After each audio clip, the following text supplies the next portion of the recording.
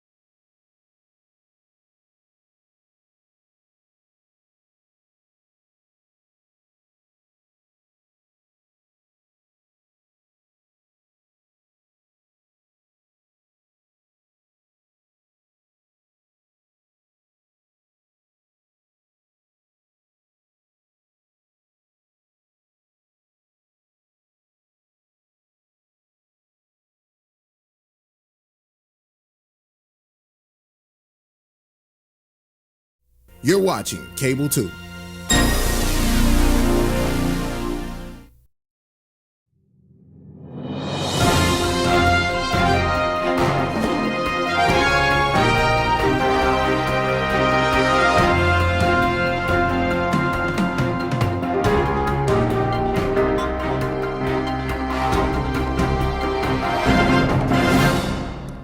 afternoon. Welcome to the Buildings and Grounds Committee meeting, which is being combined today with the Curriculum Committee.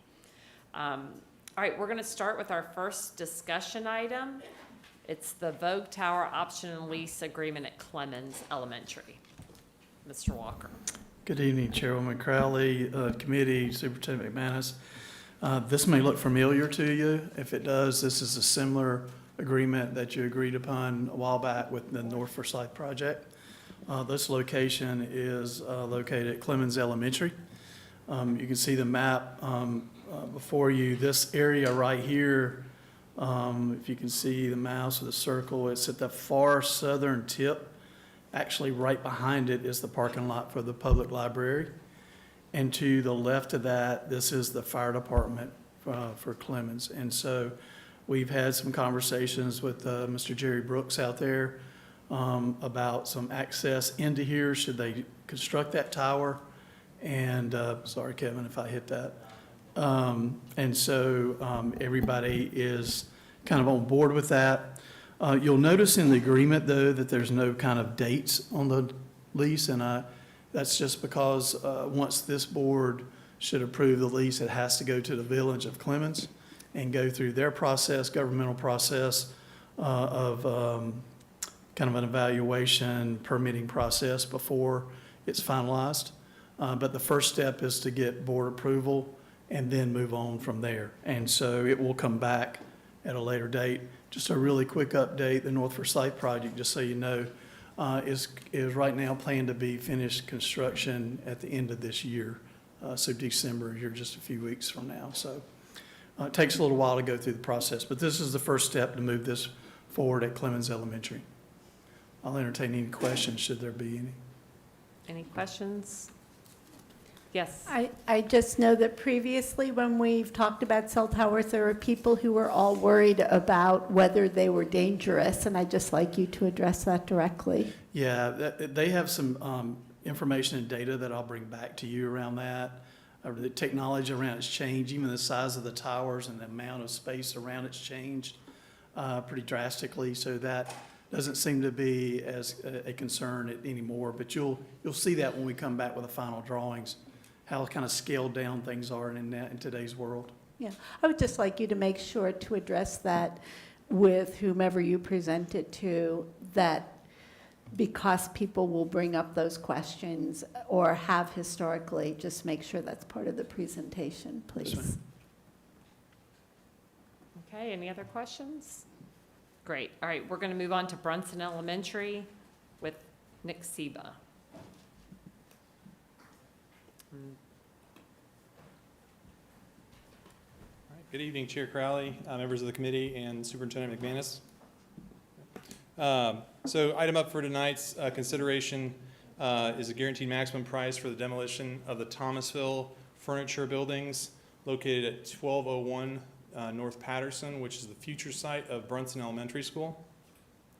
As you all know, in 2016, the bond package included funding for the new construction or replacement of Brunson Elementary School. The Board of Education had approved the CM risk contract with Gilbane at the last full Board of Education meeting on October 27th. Approval of tonight's item amends that contract to include $1.7 million for the abatement, demolition, and temporary fencing at this site. The project will last about 5.5 months, starting at the end of November upon your approval, and then ending sometime in late April, early May of 23. And the consideration for the board is to approve the GMP amendment to Gilbane's CM risk contract. All right, any questions for Mr. Seba? Great, thank you. Yep, thank you. All right, and our next item is a resolution for environmental sustainability that our superintendent will present.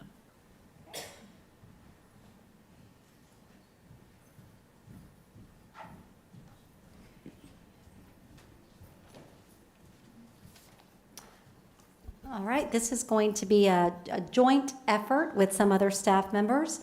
But we want to thank you all because one of the reasons we combined these two committee meetings this evening was because what we're going to talk about actually goes across building and grounds and curriculum. And so we're really excited about the future in Winston-Salem Forsyth County Schools around environmental sustainability. What we have found, we started talking, a committee was formed, just to give you a little bit of background, to talk about environmental sustainability and what our efforts are currently. And as we started talking about all the things that we're doing in different schools, and you'll hear about some of that, and the curriculum that David's going to talk about that's already being implemented, we started saying, oh my gosh, we have some incredible pockets of excellence. We've seen composting at one school, we've seen gardening, we've seen energy efforts, we've seen just a lot of different things, and they've been kind of scattered. And so that pockets of excellence is, we want to go to a more holistic, systemic approach to the work of environmental sustainability. And we want our kids all involved and our kids all getting the experience of learning more about how we can be good stewards of our environment. And so basically this committee was formed, and I want to thank, there are some people here this evening that are on this committee. But really, it started with a phone call with Jamie from PEA, so Piedmont Environmental Alliance. And as she started talking, I'm like, well, let's bring everybody together. And so we did. And I think Deanna is the one that introduced me to Jamie. And so I'll just name off the people that have been on the committee. And I think we might even be missing a few. But Christy Robinson, Women of Action, and she's in the audience. Say, thank you, Christy. Jessica McCrory, also Women of Action. And something else, and I'm not, action and what? Is there something, what? Oh, and a parent. I'm like, what is action/parent? She is a parent. She's one of our parents. Both of these are two of our parents, which is great. They have kids, our parents in our system. We have Rajesh, I hope I say his name right, Kapalu, what is it? What? Kapalaswari? Yes, and I'm sorry, I knew I was going to mess up his name. He's incredible. He's in Ethos Engineering, and he was at our last meeting. We've got Christine Hoff with Roots First. We have Jamie with PEA, Jamie Mira with PEA, and Jessica Mendez-Rowe with PEA. We had 3 board members that attended the meetings we had as we talked about how to bring all this together, and that was Elizabeth Motzinger, Deanna Kaplan, and Leah Crowley. We had staff, Lauren Richards, Justin Dyson, Justin Thornton, David Delayed, and Kelly Nichols, who were all present. We also had some teachers that were present from schools that have been doing some really good work. And so basically, if we look at this, oops, sorry, Kevin, I just messed us up, I think. So what are the benefits of actually bringing our entire environmental sustainability plan together to create one comprehensive approach? And you can see some of the reasons that we want to focus on this on the slide. We feel, honestly, the students that have been involved in the hands-on learning around composting, it's actually, it goes beyond just what's in their classroom. They take that home. So basically, this kind of learning transcends the classroom. It's really important that our students learn the importance of taking care of our environment. And so there are lots of benefits to our students. Here's our current state. I've kind of mentioned this. We have a lot of great things going. So by no means with us trying to create a systems approach is it criticizing the many great things that are already happening. Tonight is really, our resolution is about our district taking a stand that this is important to us and that we want to bring all of these opportunities together under one umbrella. So here's our proposal, an integrated system where curriculum, practices, programs, and policies are aligned for environmental sustainability. It's also not only around programs, curriculum, and practices. We're even looking at this for the future of when we build new schools and how are we being smart around in the environment. And also, and it's going to help with savings down the road, and you're going to hear a little bit about that in a little bit. So this also supports our core values. So you can see the core values. We were just digging into these earlier in a board workshop, but student-centered, accountability, collaboration. You can see each of our core values and how this resolution and how our proposal will support our core values. I'm going to bring up David Delayed, who is going to talk to you more about what is happening in schools and how the curriculum ties in.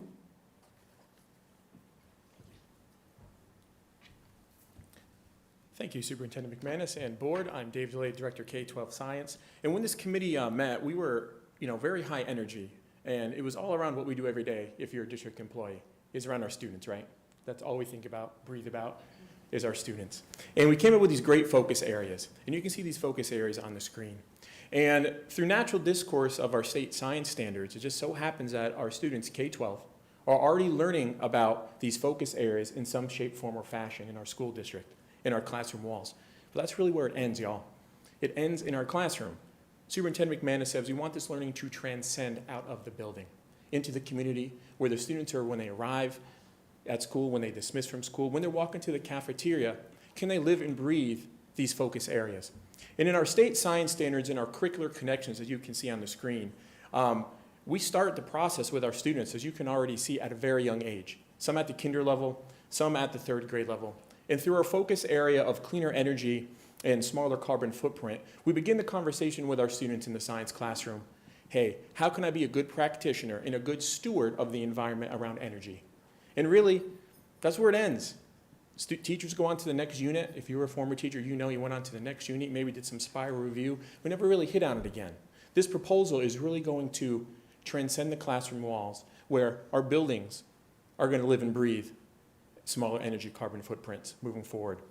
So, for example, our students in 3rd grade start to get that conversation like I mentioned earlier. And through partnerships with Piedmont Environmental Alliance in 7th grade, the organization comes in and puts on a program called Energy Explorers, where our students really find information on energy vampires, not just in their school, but at home.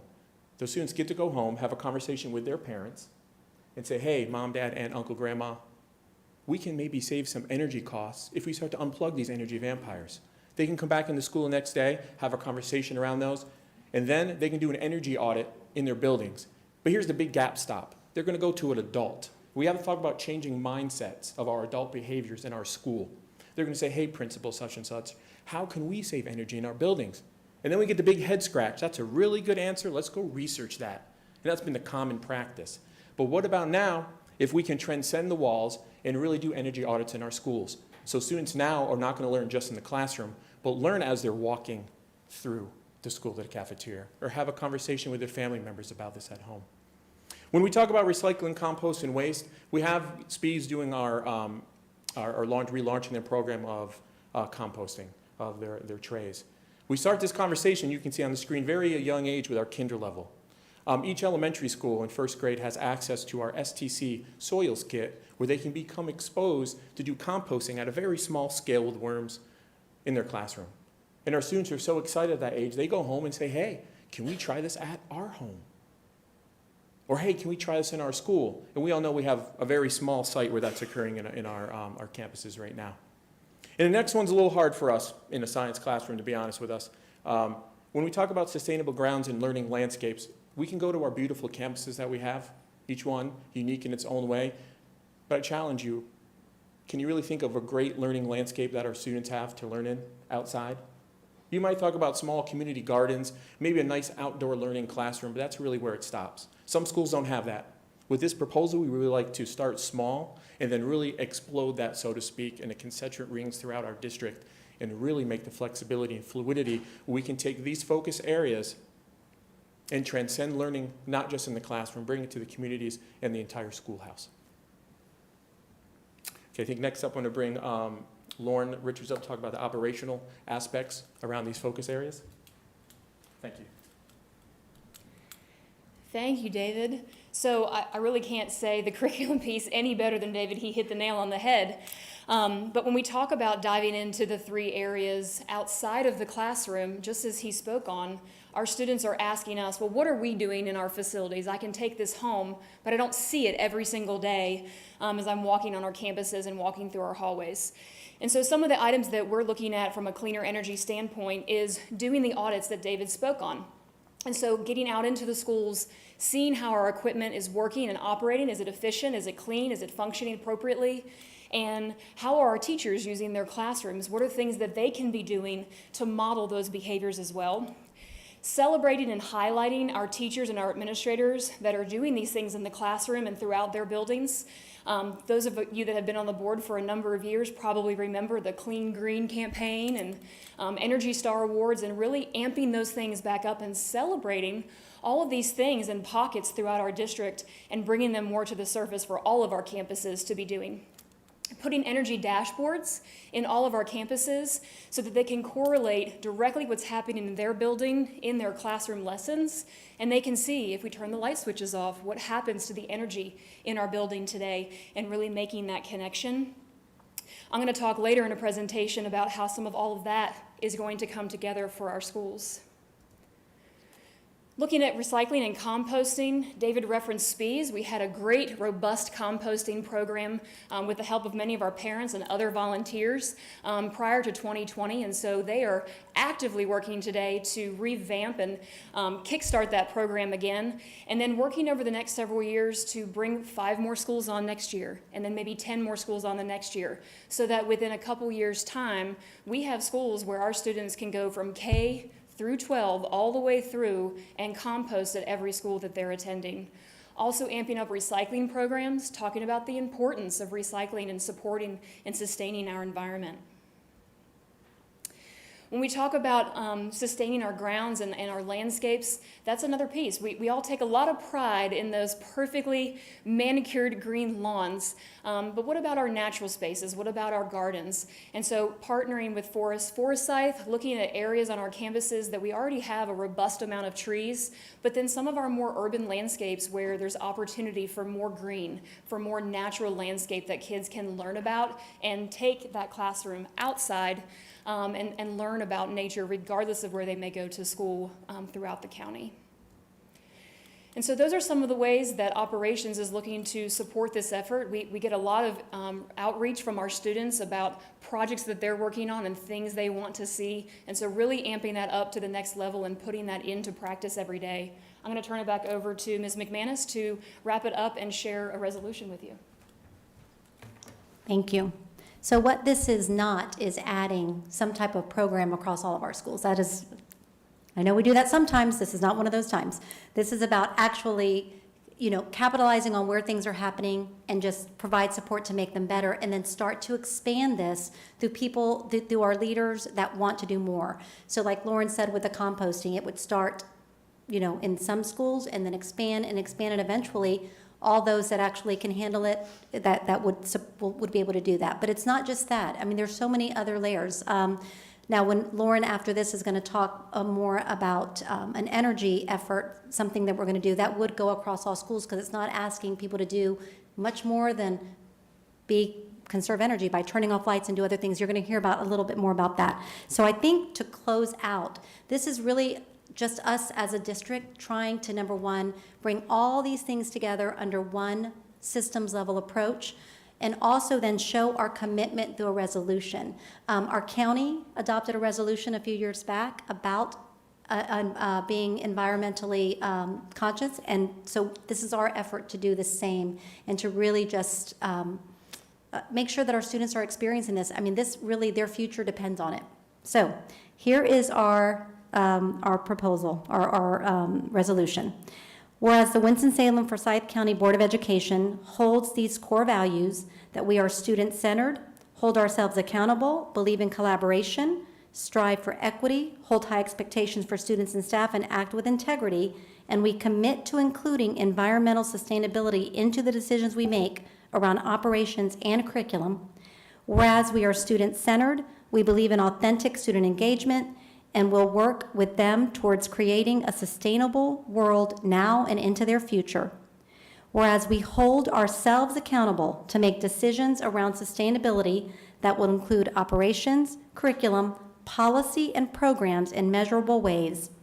Whereas, because we believe in collaboration, we encourage educators, students, and stakeholders to work together to expand and grow from each other. We are grateful that our Forsyth County Board of Commissioners adopted a resolution in 2019 committing to using clean, renewable energy with a goal of transitioning to 100% clean and renewable energy by 2050. We join them in this goal and will work towards this as a district.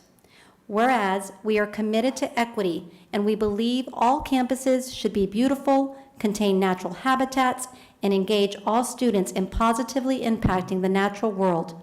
We believe that our schools should practice conservation of resources, limit waste in landfills, and be built and renovated to be as energy efficient as possible. Whereas we hold high expectations for ourselves and others, and we will impact both the curriculum and our physical environment to inspire every student. Whereas with integrity, we align our practices and programs with our curriculum. We act on what we know to be true, and whereas we believe that for a positive future for our students and their world, our behaviors align with an environmentally sustainable world, specifically in capital resources, land management, curriculum that engages students to be part of the solutions, programs, and the community. Therefore, be it resolved that Winston-Salem Forsyth County Schools will use a systems-level approach by bringing together components and perspectives to work as a whole to integrate a comprehensible and scalable environmental sustainability plan into curriculum, policies, and programs and practices across the district by, three more things, I promise, by committing to environmentally sustainable decisions in our curriculum and operations, including existing and future facilities, landscapes, and waste management, establishing demonstration schools to showcase possibilities and finding existing structures, for example, Forest Forsyth, in which to partner and build upon, and engaging authentically with students through participation in waste reduction, planning, and planting new growth and other possibilities yet unknown. So we would like to adopt this as of today, and we'll be asking that to be our action item to vote on as a full board at the next meeting. Any comments or questions? Elizabeth?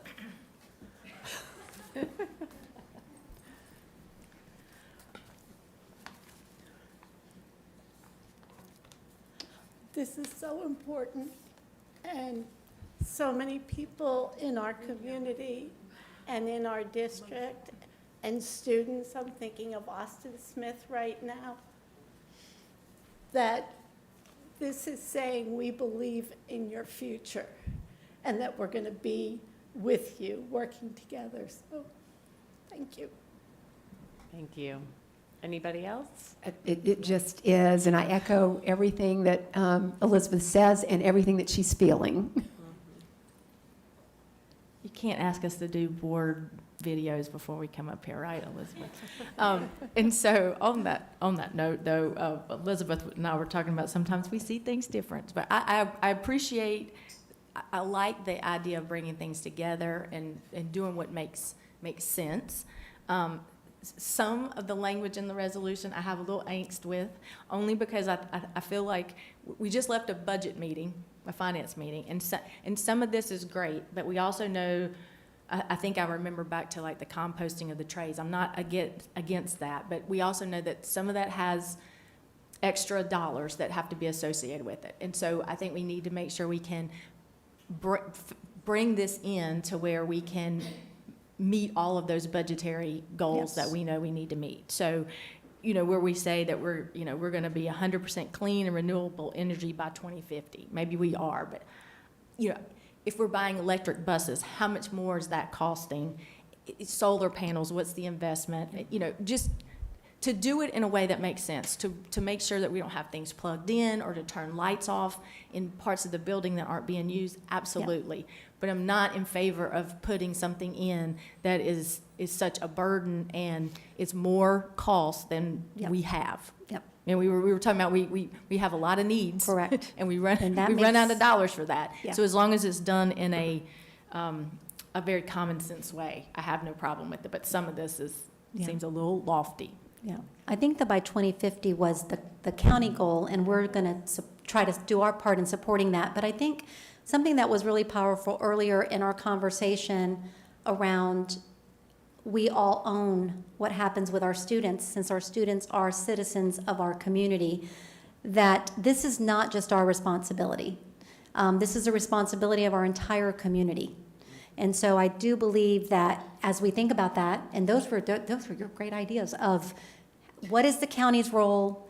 So you're right. Some of this might cost money to do things differently. There might be cost up front to have a a facility that might have solar panels set, but the long-term savings are going to be what matters. It's the long-term savings. And so I think that, again, thinking like we talked earlier, it's the cities, it's the counties, it's all municipalities, it's all parents, it's everyone's responsibility. This effort is everyone's responsibility. I just think we need to kind of lead the charge because our kids embrace this learning, and if they understand the importance and they take that into their homes and we start to spread that, I mean, we have 53,000 little, students that can get out there, citizens that can get out there and help spread the word. But thank you, yes. Okay. Marilyn?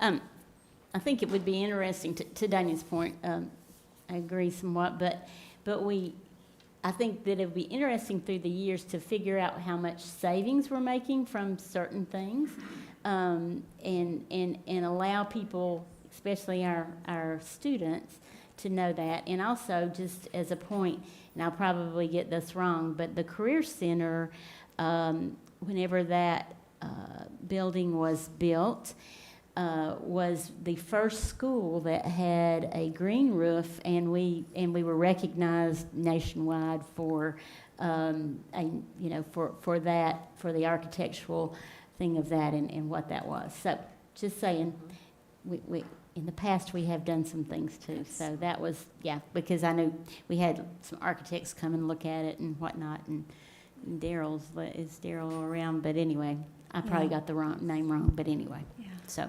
Okay. Shay? Yes, could someone tell us what the savings are over the summer when we kind of have the adjusted workday? Because I think that sort of aligns with maybe how we can support some of this environmental friendly initiative. Yeah. The 4-day work week. I know. I would love to know. I don't know. Can we look that up? It's got to be a savings, or I don't think we would do it. It's some people pretty might want to. significant in other counties. Yes. Comparable. I know in Gifford County, it's like $400,000-$500,000 we save. In the summer by not having schools open on the Friday or the district office open on the Exactly. Fridays. Yeah. $1 million? Just in the summer, do you know? It's a little bit less than that, but we can pull that data. Okay. But the data is a little bit different from COVID because we ran a lot of our systems for air quality longer than we would normally have ran it. Okay. So, but we'll get the board that. That is a very good question about what is the savings. I know that as we've made the decisions to keep the 4-day work week, it is because of a savings. We'll get you the exact amount. But all of that falls, the way that the Career Center was, all of these things fall under this one umbrella of environmental sustainability. And that's really our effort is, instead of it seeming like, oh, this is one more thing and this is one more thing, how are we approaching this all as one system? So, Yes, Elizabeth. I did want to, again, reiterate that the 2050 goal is directly from the county commissioners' goal that they have passed. But there are so many things that we can do, for example, on land that is not sports fields, having clover or different kinds of ground covers that don't need to be mowed all of the time. There are so many ways of dealing with water issues when you're thinking about what plants are, instead of just we're doing all retention ponds, how do we do some wet waters? How do we create schools that are landscapes, that are sustainable, and that our children are indeed involved in and grow into and become champions in their adult lives? So our schools could be the most green, beautiful places in all of the county, and that would be wonderful. Okay, thank you. Any other comments? Okay. All right, we're going to move on to the next topic, which is synergistic energy reduction contract with Ms. Richards. Good evening again. So one of the questions that you all asked while Ms. McManus was up here was, what do those savings look like? And so that's kind of a nice natural segue right into this presentation. And so over the last several months, operations leadership has been speaking to Synergistic, which is an energy reduction and sustainability group, to partner with them to try to meet some of these lofty goals that we've put into place. And so,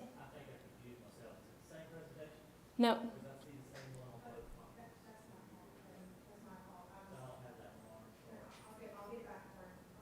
Okay. Does the board have it? No. Okay. All right, so they have it. So, so one of the great things about this is it is a partnership.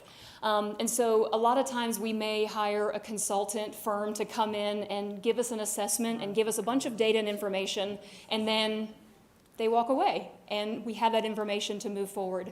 But that isn't this. And so this is a true partnership where Synergistic will work with us to hire, excuse me, energy managers that will be assigned specifically to our district to conduct nothing but energy audits. Our operations team has a long laundry list of things that they dive into amongst all of our trades, our warehousing, furniture, HVAC, and so on. And so oftentimes you're picking and choosing the things that you maybe sit to the side for later. And so with this, Synergistic will actually constantly be doing energy audits at night, on weekends, when we think we've shut equipment down and our systems are telling us that they are in that mode, but perhaps they're not operating appropriately. They're going to provide that feedback to us so that we can make those adjustments in our facilities. And many of those things are things that our schools don't even see or hear about, right? They just come into school every day and those systems are running, or they think that they're running.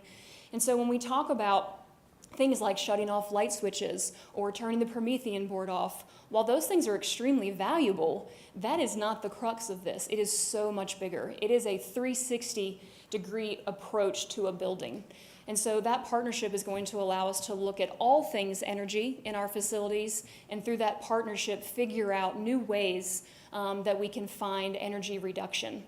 And one of the great things as well is that there is already the dashboard that I talked to you about that our schools will be able to see, and our administrators and even our operators will be able to look at in real time and see what are our buildings doing, what buildings are having the most savings, what buildings are functioning efficiently. If we have two buildings with the same footprint, but one's using more energy than the other, what's happening there, and really diving into that information. And one of the slides that you have talks exactly to what those savings are.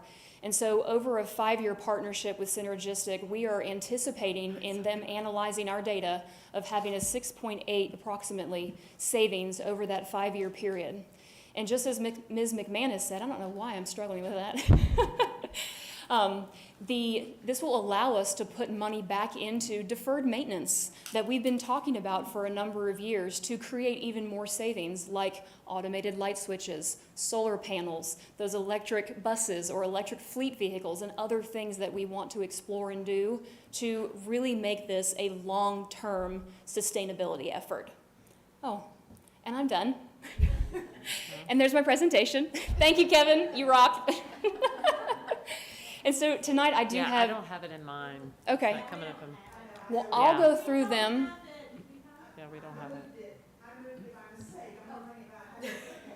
No worries. Well, I will touch on a couple of these things since I do have it up. And so one of the reasons we started having this conversation was because of the increases in energy that we have projected for 22 and going into 23. They're continuing to rise.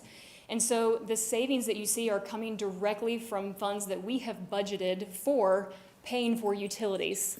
So this is not a line item add, if you will. And so we are going to be using those savings to help support this. So this talks a little bit about the systems approach, the technology available, the 360 management process that I spoke to. And I'll get over here.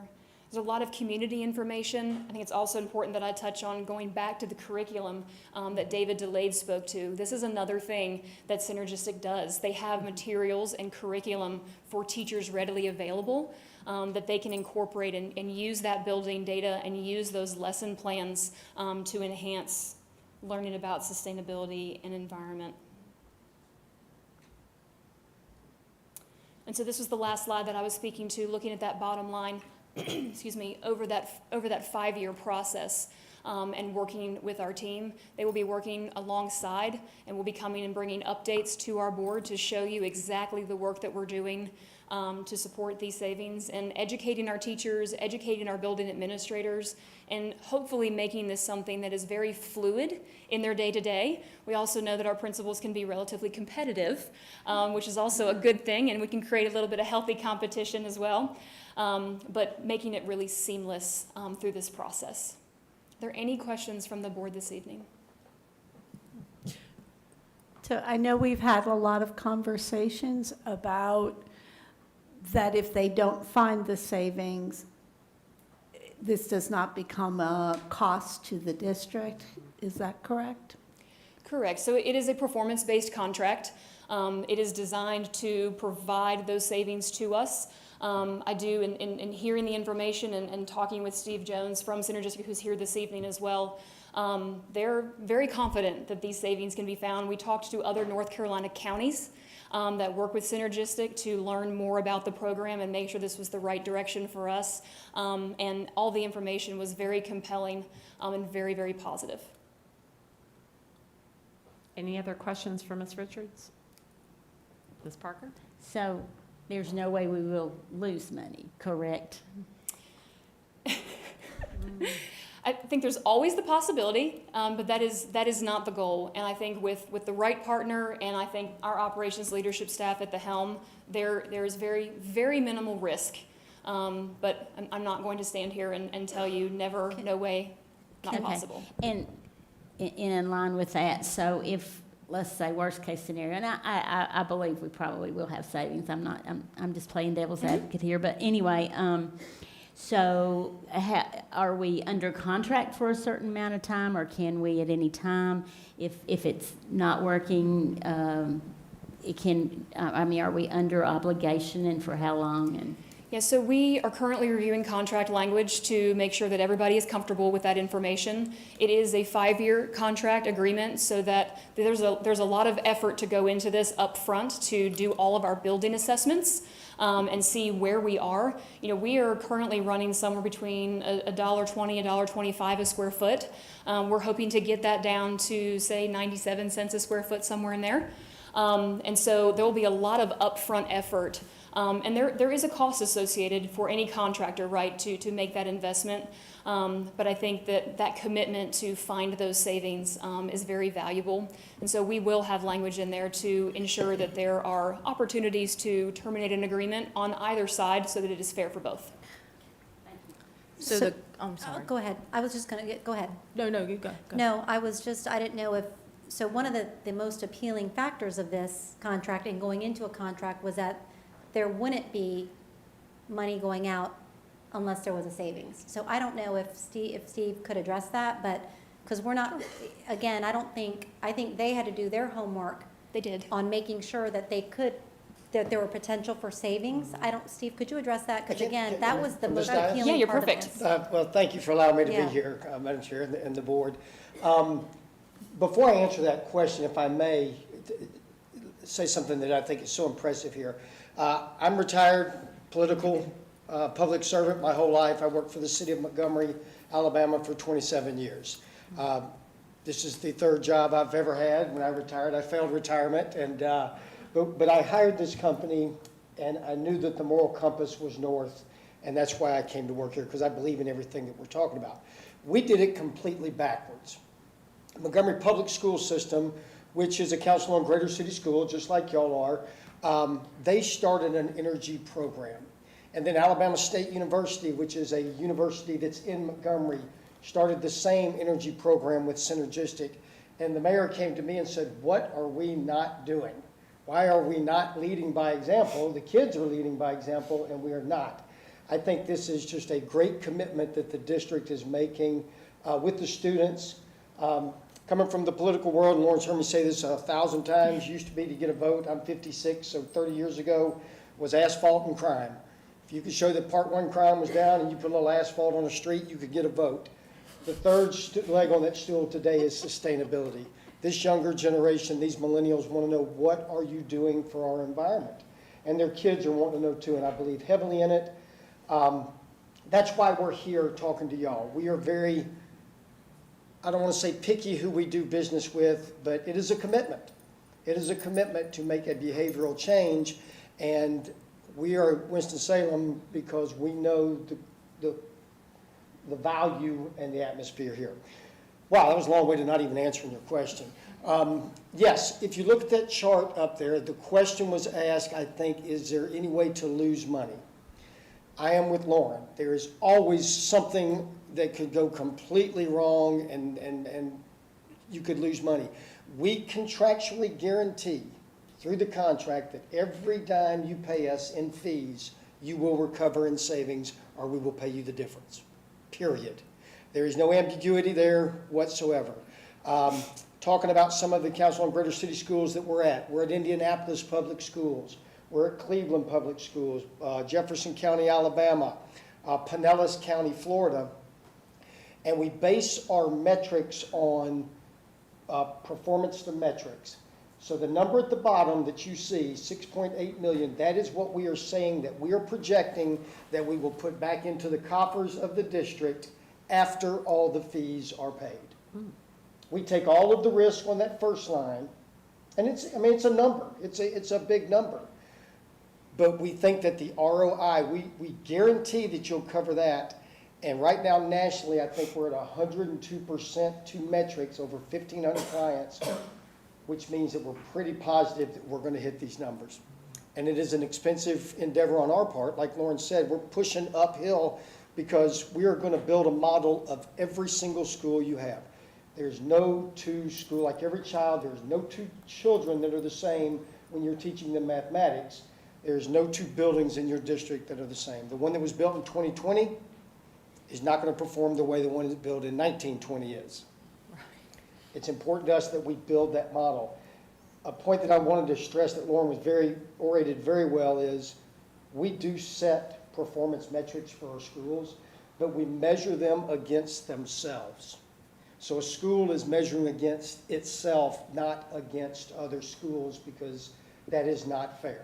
So we like to get outward with celebrations.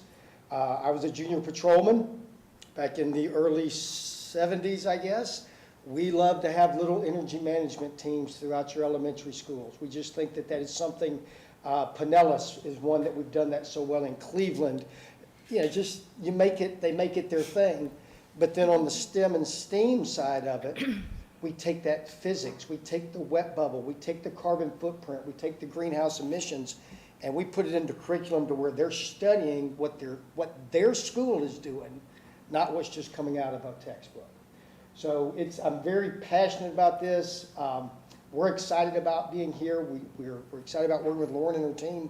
But I want to guarantee you going into this, because it's a big question, there is no financial risk of losing money with this program.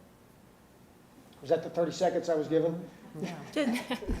Just one other question, and again, this is my understanding, is that we realize the savings, or you guarantee that. And my only other question was the minimal risk, and my lack of imagination. I can't imagine what that is, so. Again, I was being pragmatic when I said that, because I don't know if there's another pandemic. I don't know, but I can tell you, and this is a very true statement, we have had 7 school districts over 37 years that we had to write a check for. And out of all 7 of those, it was administrative issues within the organization that caused the problems. It was not our performance. It was, I don't want to say dysfunctional, but it was interwoven board and administrative issues where they just said, we quit. And that's the only issues I can see.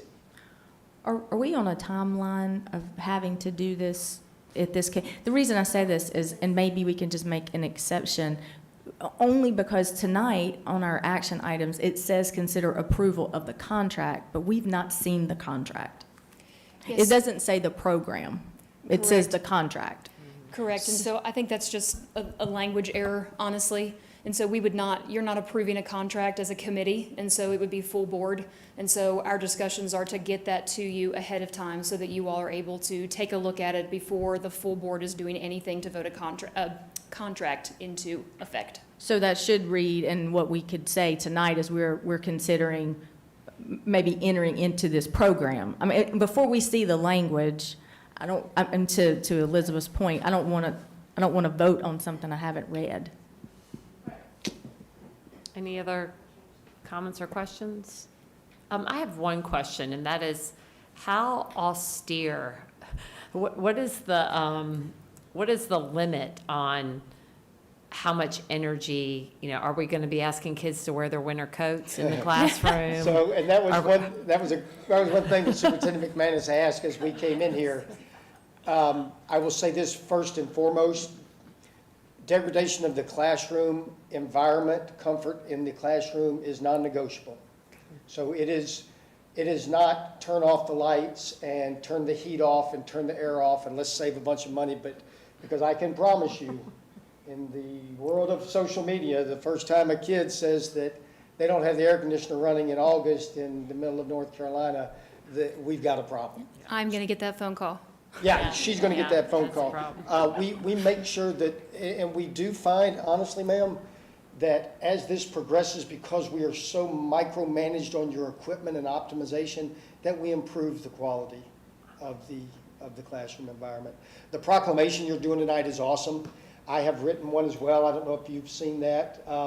We like to have a 25 in 5 commitment with our partners, where we're committing to reducing our carbon footprint 25% in 5 years, something that's attainable, something that can be done. And everything that we do is visible to the students and to the parents. All these dashboards, it's very outward going. So you'll probably get tired, if this doesn't come to fruition, you'll probably get tired of me coming down and celebrating the good moves that we're making, but that's a big part of what we do. Can you make sure that in the summer it's a little bit warmer in here, please? In here? Yes, ma'am, I will make that, I will put that down in my notes. That's right. Thank you for your time tonight. Thank you. Okay, we have, any other questions for Ms. Richards before we go into our action items? Okay, great. All right, let's start with action item number 1 is to consider approval of Vogue Tower option and lease agreement at Clemens Elementary School. Is there a motion? So move. Second? Second. Any questions or discussion? All those in favor? Anybody opposed? Motion carries. Great. Item number 2, consider approval of GMP amendment to Gilbane Building Company's existing CMAR contract with our school system. Move approval. Thank you. Is there a second? Yeah. Okay. Yeah. Question. Yes. It says here, the Buildings and Grounds and Curriculum Committee. Are we all voting or just Buildings and Yes. Ground? It is both. It can be both, Right. since it's a combined, right? Yes. Then I think, okay, well, I just want to make note of that. Yeah. Okay. All right. Okay, so there's a motion and a second. All those in favor? Anybody opposed? The motion carries. All right, the next one is consider approval of resolution for environmental sustainability. Is there a Move motion? to approve. Thank you, Ms. Motzinger. Is there a second? Second. Okay, thank you, Ms. Parker. Any discussion or questions? As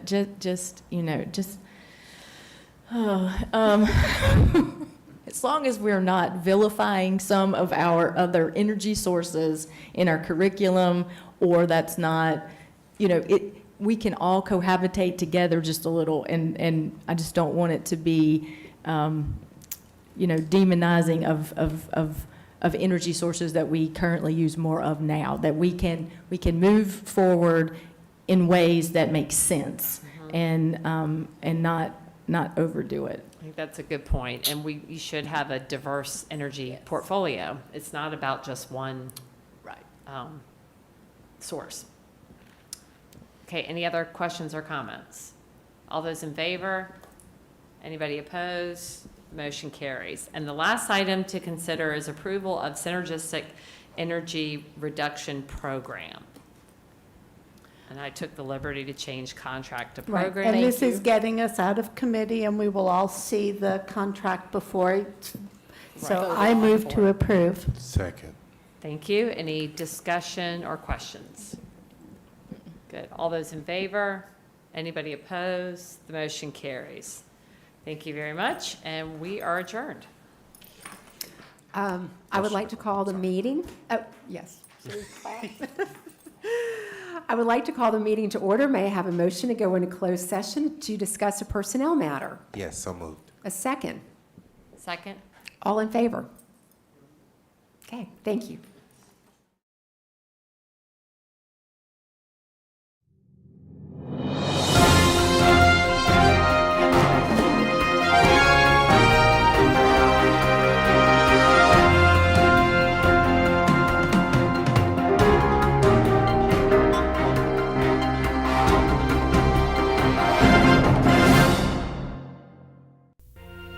Thank you for joining us on your school channel, Cable 2.